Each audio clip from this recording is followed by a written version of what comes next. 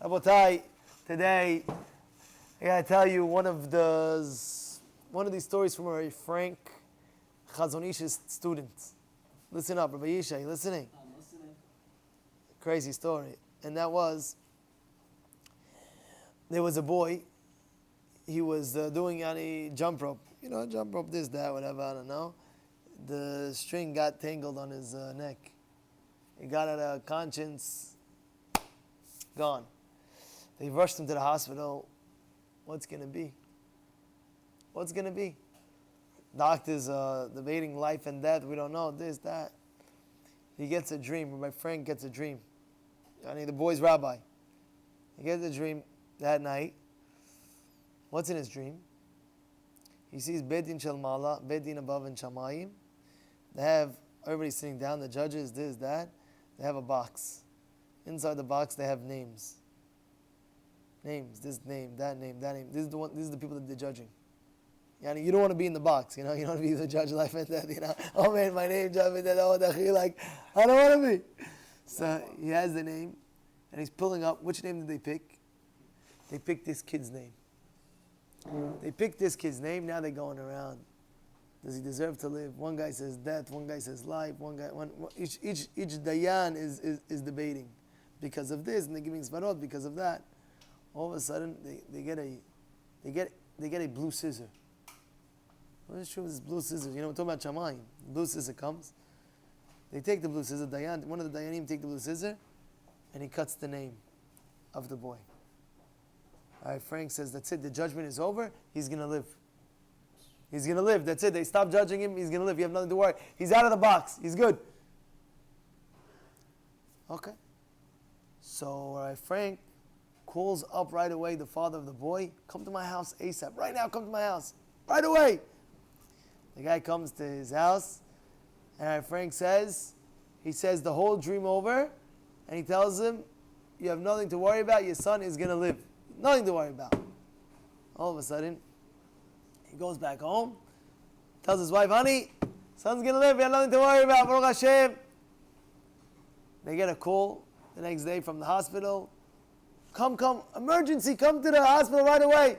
Tell me what's the emergency. You got to come. So tell me what's the emergency. You know, they get you in suspense. You know, they don't tell you over the phone, this, that. We need to see you in person. We need to this. Tell me, man. Good news, bad news, just come. We need this, you know. They come. What do they tell him? Sir, we want to tell you, your son, a miracle. He's all alive. He has nothing to worry about. I understand. You can't tell me on the phone. No, we have to tell you in person. Like the adrenaline is pumping. You know how they are. The doctors, the hospital, this, that. Baruch Hashem, everything is good. Wow, the guy, and flying in Shamayim. Says, we're making Seudat Hoda'ah. You know what Seudat Hoda'ah is, right? When you're thanking Hashem, you make a big seudah. Thank you, Hashem Yitbarach. Rabotai, big simcha I have. I want to publicly announce the thanking of Hashem Yishtabach Boreh. They made big seudah. They make big seudah. Of course, there's a story. Right? Frank said over about the blue scissors. There was a blue scissors that came down in Shamayim, and the blue scissors cut. We don't know what these blue scissors are, but whoever it is, the wife gets up. I know. What do you know? I know what the blue scissors are. How do you know the blue scissors? What's the blue scissors? I'm going to tell you. It says this week she was a seamstress, so she cuts materials and this like that. She makes a whole.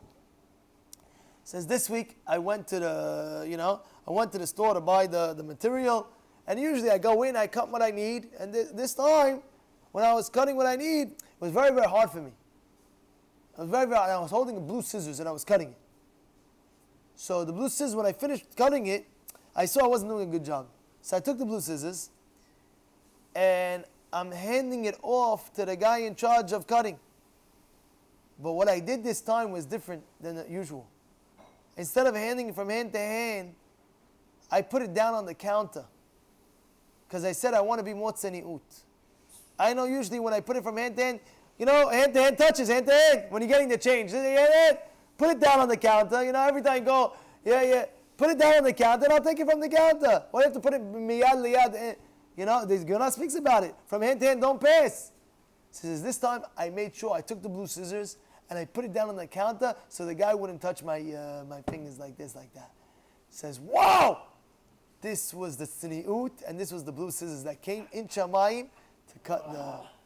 See how great... One deed, one small deed, you think that... Big deal! No, it's a big deal in Shamayim. Everything is counted. Nothing gets forgotten. Nothing gets forgotten. Don't think, oh yeah, big deal, I did this, one item. No.